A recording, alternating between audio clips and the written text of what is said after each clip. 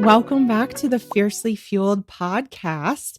Today, I am joined by Fiercely Fueled coaches Hinrik and Joni. Hey, guys. Hey. Hey. Thanks for joining me.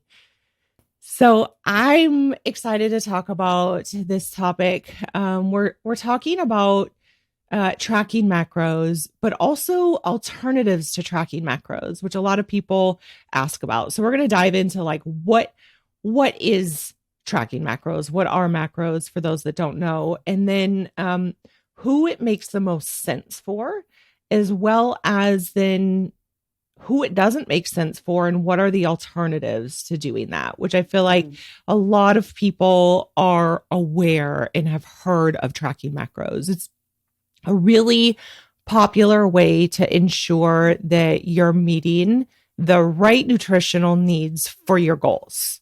Yes. I think is the best way I can sum it up. Yeah. Yeah. So let's talk a little bit about just in general, why nutrition is so important and why obviously like we harp on nutrition is because aside from your training as an athlete, nutrition is one of the most important predictors of success as an athlete. Mm-hmm. If you're getting that part wrong, it will hold you back from your potential. You're not going to get the most out of your training. So it's really important that we get this part right. And so I think that this is where a lot of athletes come to the method of tracking macros and where a lot of nutritionists and nutrition coaches lead their clients because we can get really, really specific. Yeah. So let's back up a little bit and talk about what are macros. Macros is short for macronutrients. They are the things that make up calories. So it's the protein, carbohydrates, and fats that you consume. We can get really, really specific about what your caloric needs are, break those down in a method where you're eating a certain amount of protein, carbohydrates, and fat in a day to optimize your training, and then also lead to body composition changes if that's what we're seeking, right? So there's a performance element of getting in the right ratio of macronutrients. And then there's also the side of recovery that's important, as well as the side where you're potentially maybe losing weight or gaining weight or just making sure to maintain your weight, especially if you're competing in a weight class sport. So who do you guys think it's most useful to have track macros? Like who, if you had a client come to you and like, oh yes, we're going to track macros with this person, who would those people be? I mean, off the top, obviously anybody that might be looking for performance improvement. For athletes, it's one of those low-hanging fruit items that if you get right has such an impact. It's just like sleep. It's one of those easy, low-hanging fruit things. You can have the best program in the world, but if you're not eating in a way that optimizes, one, your performance, but also your recovery, you're really just kind of spinning your wheels there. So if you can really dial in what's going to be an optimal macronutrient ratio for you and get really specific, especially for performance athletes, making sure that you're getting adequate protein, because a lot of people, like we all discussed earlier, are really under eating protein. And that's going towards your tissue repair and maintaining quality mass. So whether you're trying to lose weight or put solid mass on, you need to make sure that that's on point, making sure that your carbohydrates are there and potentially even nutrient timing to really capitalize on that. And then also making sure you have an adequate amount of fat, because I think a lot of blanket macronutrient ratios can lead people into very minimal numbers, especially when it comes to carbohydrates and fat. So I always caution people when they do kind of just grab bag, like, well, I saw here that this is a good ratio and this is a good ratio. It's like, we need to get specific for you and your needs.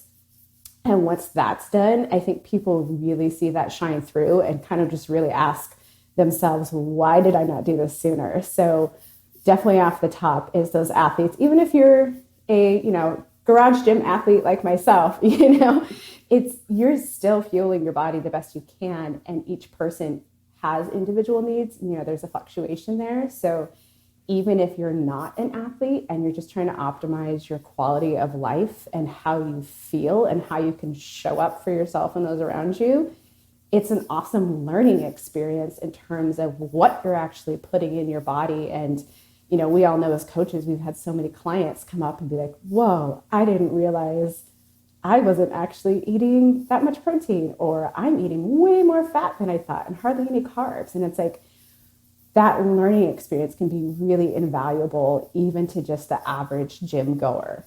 Yeah, I totally agree with you, Joni. I think that tracking macros is a really useful tool in terms of getting more precision. And I mean, anybody who will benefit from more precision will benefit from tracking macros. And like you said, it's a learning experience. It's a very useful tool to learn about what you're actually eating and what you're taking in and at what times of the day, etc. And it's really helpful to fuel properly around training, to get your pre-training and post-training meals in order. And I think also that I mean, you can do it in a different ways. You can weigh everything very thoroughly. You can use some estimation some of the time. You can also track occasionally if you feel like it's becoming stressful for you. You can also, like if you're getting close to competition, and you have to be more precise, maybe you're in a weight class sport, then you can sort of be very much on top, and then you can ease off during the off season. So I mean, it's a useful tool, and you can use it in a variety of ways to get the best out of it. Absolutely. I think that one thing that's so eye-opening for a lot of people and really empowering is what you learn about nutrition while you're doing that. And then also learning what your needs are, I think is really empowering, because what I find is that a lot of times people are realizing like, wow, I actually can eat or should be eating more food than I thought. Yeah. And that's a really cool thing, because you see that switch kind of flip, that they're going from this restrictive mindset to now this more abundant type mindset. And, oh, I should eat this much so that I can have a really good squat session, and start to look at nutrition as a tool for how it's helping you improve in the gym, and then also just have energy for things outside of the gym. I think that's really empowering. But also to the one example that I always like, that I think is so funny, is learning things like that peanut butter isn't really a protein source. Yeah. We're sorry, Right? friends. We all really wish it was, but You're like, oh yeah, okay, I need some protein, I'll have some peanut butter. And then you're like, wait, this is actually a fat source. Why is it being sold to me as a protein source? You picked up on a very important point, Kristin, regarding the athletes that come to us, often very high performing athletes. They're more often than not eating too little. So we are helping them to get in more quality food at the right time to help fuel their performance and recovery. So usually this is like not not so restrictive. It's more like, yeah, you're opening up to more to abundance than restrictions. yeah. And I think, Kristin, you've touched on this before, with Fiercely Fueled, and why we're different, to toot our own horn a little bit there, is that a lot of coaching out there is advertised for performance when really it's pulled for aesthetics, and it's built on the basis of bodybuilding and things like that. And it's not really taking into account true performance. Yeah, absolutely. I mean that, Joni, you just summed up like my life's work in one in one sentence, right? It's like that is like my mission in life is for athletes to understand that the majority of the nutrition that they've been sold in the world, these methods are actually for physique enhancement, and that's okay. Like that's okay if what you want to do is physique enhancement, and you can improve your physique through performance nutrition methods. It's just the lens at which we look at things is a little bit different, right? Yeah. So that can be done, and it happens all the time. We see it all the time. But if your goal is actually performance, then you have to be following kind of a different set of rules and a different hierarchy in terms of your nutrition, because so much of the information out there on nutrition for people who lift is actually designed for or studied for people who are just looking for the physique improvement or bodybuilding, which we know like bodybuilders, they get their nutrition right 100%. I mean, they have to get on the stage and look a certain way. But when we get on the platform, we're not judged on what we look like. We're judged on if you lifted the weight or not. And every bodybuilder who competes will tell you that during the process of getting stage ready, their strength declines a lot. Absolutely. So we don't necessarily want to be following those methods if our goal is performance, right? Yeah. You could still have those physique improvements following that performance nutrition, but it's not the same method. It's not the same way of going about it. Yeah. And the end goal is a little different. So, right. And so those are the people actually that I think that tracking macros is really, really useful for. Those people where we want to get really exact, right? So the people who are potentially cutting a weight class or just cutting weight to make weight for a meet. Or we have a lot of this. We have a lot of athletes who come to us who they are competitive. They love lifting. That's their hobby and they're pretty darn good at it and relatively competitive. But they also want to lose weight for various reasons, whether it be aesthetics or health reasons or what have you. Those are the people we can get really exact with tracking macros, because we can say, all right, this is your baseline for your nutrition, right? And we're going to just decrease it a little bit. So we're keeping performance really high while they're still losing weight. I think that's the method to get the most exact results and have them eating as much as possible while still losing weight. Yeah. Can you lose weight not tracking macros? Absolutely, right? Like, absolutely, this happens. It gets a little harder. And my concern is always the athletes are undershooting a little bit on their food intake when they're trying to lose weight without tracking macros. And that's potentially going to harm their performance. Yeah. I think especially if someone is trying to, say, cut a weight class and they are like a strength athlete or something like that, yes, you can lose weight not tracking macros. But I think where tracking macros in that instance can be beneficial is, say you need 2,000 calories a day right now as your baseline to stay right where you are. If we calculate it, we're just going to put you in a small deficit versus if you just kind of eyeball it, you might put yourself in a pretty huge deficit. And we know we're going to plateau at some point. So you're kind of painting potentially yourself into a corner because you've already created this huge deficit. And now where do you go? Potentially somewhere that's going to have your performance tank, as opposed to like we track a lot of different data and metrics and start just making those small shaves as needed, if needed. Because I've even had clients that I didn't have to adjust their macros for 3 months and they just kept cruising. I'm like, cool, let's keep you here. Eat as much food as possible. You're in the right direction. And so we can still maintain this high level of performance. You get to eat more food. Who doesn't want to eat more food without potentially just kind of dropping so low that you hit that wall? Yeah, I mean, you're increasing your chances of you like keeping your performance as high as possible, and also you feeling much better, which is a hugely important factor. You'll be enjoying going to the gym and lifting. You will see your performance is up, and that of course is a huge benefit versus like feeling very restrictive, low on energy, not sleeping well, etc. So tracking macros is a very useful tool to sort of keep you in the sweet spot of where you lose weight, but you still keep up your performance and your mood and sleep and everything.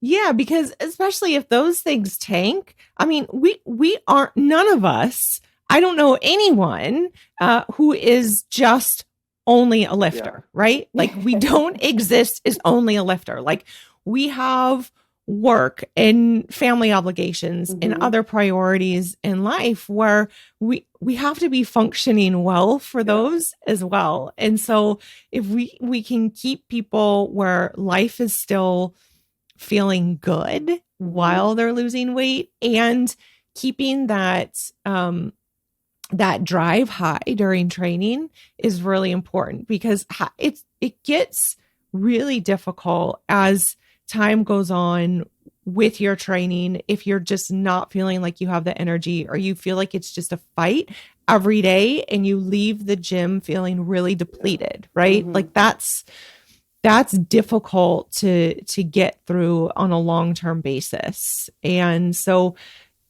a large part of training, as we know, is mental. And a lot of it comes down to how we are feeling physically. A lot of times can impact how our training goes. Now, we're all really mentally strong. Like that's something that we have trained in ourselves, and we can get through days where we don't feel good and still perform at a high level. But the more times that happens, just the harder it is to get through that. So I think that's one case for making sure we're being really exact with nutrition, is that hopefully we're minimizing that.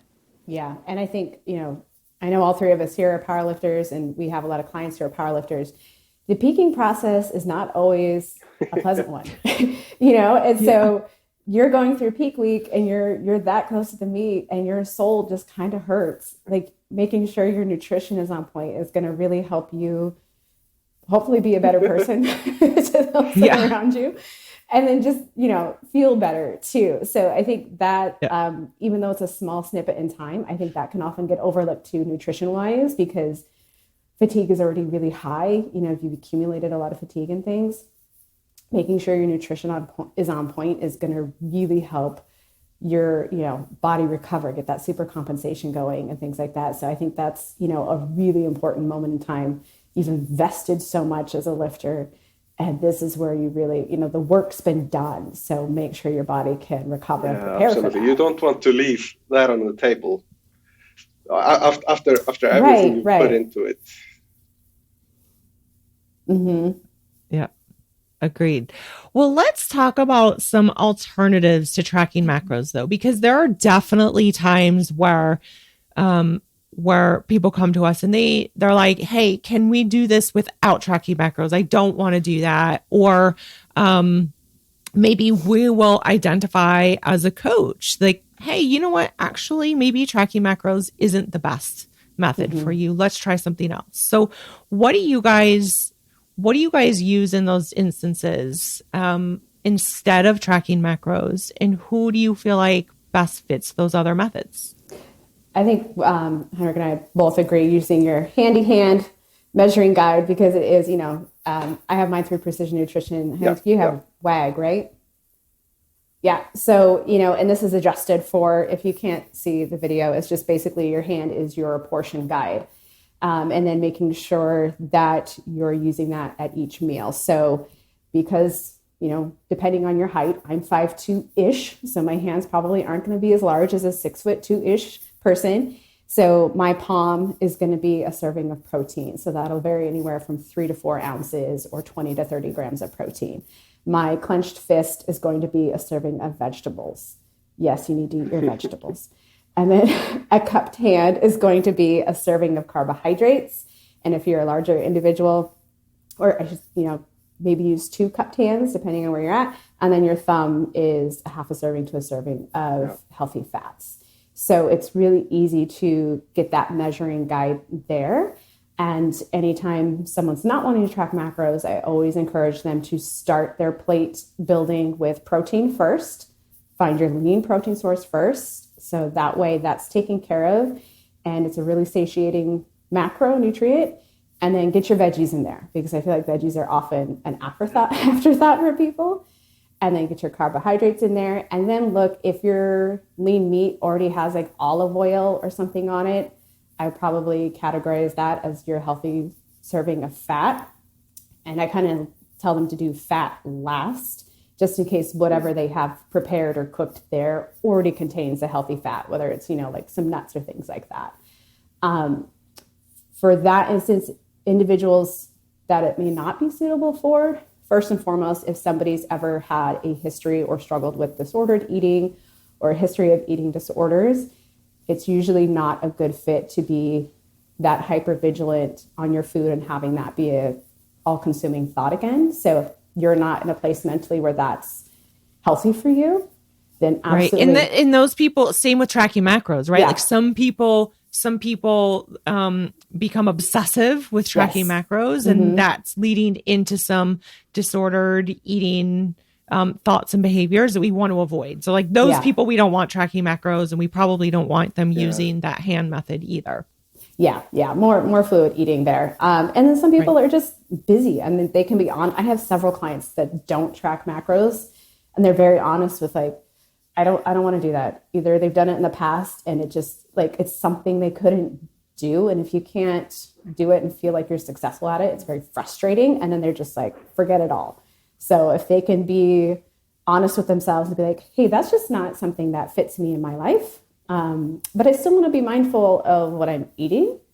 Then we look at, just plate structure, making sure we're getting good nutrients in and things like that. You don't even have to use a hand guide. It's like, hey, let's just like prioritize lean protein. Let's prioritize veggies, make sure you're eating consistently, things like that, so that it's not as, hyper focused as other things. But, part of it is just being honest with yourself, what you're going to be able to actually commit to doing. Yeah. You can use, like you said, all these simpler methods, like plate building, and just make sure that you're not skipping meals. You're eating meals throughout the day to keep your blood sugar relatively stable, and stuff like that. So you're getting in sort of constant nutrition. You may have sort of a rough idea about what you're taking in, even if you don't have the real specifics. And it also is like for you don't have to be a high performance athlete to track macros. I mean, just for some people, it's just a very easy way to do. And I mean, people that like data or numbers and stuff, they just thrive on this, even if they're not cutting for a weight class or anything, or just like hobby enthusiasts. And then you can have high performance athletes that tracking doesn't go very well with. So it's a matter of sort of finding what works best for each client.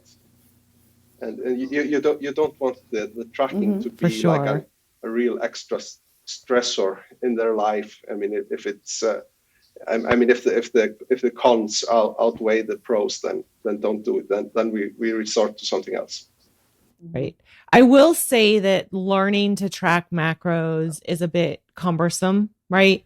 And everyone goes through this learning process with it, where it feels like, oh man, this is really challenging. I feel like I'm spending like so much time on my phone looking at this macro tracking app and trying to build meals and whatever, which is really frustrating for a lot of people. I think that's one place where working with a coach helps make it a lot easier, right? Because we can just like break it down into a way that makes it less cumbersome for them, for sure, and give general guidelines and recommendations. But I still think that there is merit to learning it, no matter who you are and what your goals are. I think there's merit to, even for like 2 or 3 days, tracking your food and just spending that time learning and figuring that out, so that you understand, what a serving of protein actually looks like, and what a serving of carbohydrates for you looks like, and how much of that you need to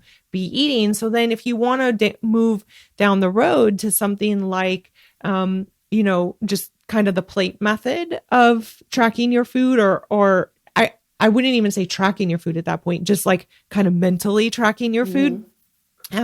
Where you're looking at, oh, okay, yep, that looks like about a serving of protein. And okay, that looks like a serving of carbohydrates, and like understanding what that's going to look like on your plate. Also, then what's really cool is even if you are someone who tracks macros and really likes that, like I am extremely data driven person. I'm a scientist, right? Like I love data and research and numbers. And I like to be really exact, because if I'm going to make a change, I want to be very exact in my change so that I know, did I make enough of a change? So I pretty much follow like the scientific method for everything in my life. But that's me. Right. But obviously like you can't take that to an extreme where then like I'm bringing a scale with me to like Christmas dinner, right? Like there's no need. I mean, unless I'm on a really tight weight cut for a meet or something like that, there's no need to do that. But because I know now what food, how much looks like what, right? Like that I can walk into any situation now and go, oh, okay, this is about how much I should eat, and know, like, I don't even have to think about it. I know what things look like. I know how to build a plate, and I know how to meet my needs, which I think is really cool. And that's something that you don't really ever get to that point if you haven't spent a little bit of time at least learning how to do it. Yeah. And I think it can also be helpful to, for a lack of a better term, look at where you're quote unquote spending your macronutrients, because a lot of times they end up in filler things. Like we all love coffee. And so it's really easy to just pour a lot of creamer in your coffee, pour a lot of sugar in your coffee. Like it's really easy to get heavy handed with those things. And especially if you are like, hey, I want to go into a cut or what have you. Like you might be kind of putting those macronutrients, in places that really aren't beneficial. They could be more like rice on your plate, more, chicken on your plate, things like that, as opposed to just these little filler kind of snippy things. Yeah, it's also important to keep in mind that even if you're hitting all your macros, like very specifically, you have to be mindful of the quality that's going in there. So it's just make sure it's not all like processed foods and your carbs are simple sugars and everything. Yeah. I mean, I've seen people like they're really proud, like I'm hitting my macros like 100%, but then you look at what they're taking in. There's like no veggies or carb or fruits, and it's all a lot of processed food. So you have to be mindful of that. Yeah, that's a really good point, Hinrik, and something that's often overlooked. I think that we all know as nutrition coaches the importance of food quality in this picture, and I think a lot of times we forget to convey that part, that that part's really important, because there is research that shows that the tastier your food, the more likely you are to overeat calories, right? You're likely to consume more of it. And so what ends up happening, I think, is that we end up feeling hungry from a lot of those like heavily processed foods. So they taste really good, so we want more of them. So we're more likely to overshoot and eat more calories than we maybe intended to in a day. It becomes a lot harder to control your hunger when you're not eating foods that are really high in fiber or high in volume, as I like to say. Like if you think about something like a protein bar versus the same amount of calories coming from whole food sources on your plate. So a serving of protein, half of your plate being vegetables, and then some carbohydrates, you can really see that a protein bar is probably not going to fill you up and keep you satisfied for as long as a lean serving of protein, a bunch of vegetables, and some potatoes or something. Absolutely. I think we've all gone to like the grocery store and like seen something that said like keto, healthy, and you flip it over and you're like, this is like a bowl of oatmeal with blueberries and nut butter and deliciousness. or this little packaged expensive bar. And I think, we're all where we are in terms of inflation around the world. And I think something that kind of gets glazed over with tracking macros and, investing in what you're cooking is the financial aspect of it. It seems expensive at first when you think about like, oh, I got to buy all this stuff. But buying a big pack of like extra lean ground beef and some sweet potatoes or a bag of rice and some veggies is going to be way more cost effective than you going out and buying all these prepackaged things that are like, look at me, eat me, I'm healthy. And it's, trickery, right? Yeah. So it can be really cost effective to start prepping your meals at home and really sticking to some of the basic healthy whole foods. They don't have to be organic unless you want them to be, but it can be really cost effective. And then you're also not overeating. You're not sitting there eating $20 worth of snacks. You're eating, shrimp and rice and, zucchini. It's like, who's going to gorge themselves on that, So. Yeah. And then you can literally budget financially, but also budget in to your calorie intake, some of those indulgences, whether it be a financial indulgence, right? Like I'm going to buy this more expensive meat or whatever it is, or spending money on some, dark chocolate, whatever it is, some treats. But you can literally budget for that financially as well as calorically. And that's when things start to feel a lot more free, I think. Absolutely. There's tons of ways you can kind of zhuzh up your food there with spices and sauces and things. Yeah. Good. Okay. So to recap, I think tracking macros is really a useful tool for anyone to learn, whether that's just a short-term thing or a long-term thing is dependent a little bit on your goals, your personality, your lifestyle, the amount of responsibilities you have within your life. And then there are other methods. If you don't want to track macros, there are other methods of still being precise with your nutrition, not as precise, but the hand method and the plate method. But I think that the takeaway from all of this is there still needs to, regardless of who you are and what your goals are, if you want to be healthy and fueling your body and your mind for everything that you ask of it, whether you are just a professional at work who needs to perform well and have your brain function well and show up every day because you're not sick, or whether you are a high performing athlete, we have to have some sort of focus on our nutrition. I think that's kind of the takeaway, is that we need to be thinking about it in some fashion. And it's just a matter of how much are you thinking about it and how much attention are you paying to it and how specific are you getting are the details. And that's where a nutrition coach can come in handy, as we can kind of help you navigate those waters and figure out what's going to be most cohesive for you in your life. For sure.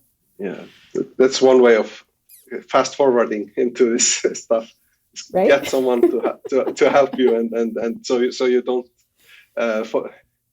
step into all the pitfalls along the way. Oh, for sure. I call that level jumping, right? Like you borrow someone else's experience, and we can do. And this is the funny thing about coaches is like coaches tend to have coaches for like everything in life. Like I have multiple different coaches in my life that I go to for different things because I want to borrow their experience, because it took me 20 years to get to where I'm at with my nutrition knowledge. Right. And so that I can help people and work with people and change people's lives. But like, I don't want to take 20 years learning all these other skills. Like someone just give me what you spent 20 years learning and let me borrow from that. And so that's like the massive level jump for sure. Absolutely. Yeah. So, well, Joni, Hinrik, thank you so much for joining me on today's episode. I always love hearing what you guys have to say. You have so much to offer the world. Thank you for having us. If you like the show, I'd like to invite you to subscribe to my free email newsletter at guide.fiercelyfueled.com/podcast. In addition to updates, articles, and behind the scenes tips from my team and I, My email newsletter subscribers also get my pre and post training meals guide to help you position yourself to get stronger faster than you ever thought possible. You can get it all for free at guide.fiercelyfueled.com/podcast. Be sure to follow us on Instagram at Fiercely Fueled Nutrition. And lastly, this show is meant to make the strength world a better, stronger, and healthier place. Please share it with your friends and subscribe to the show.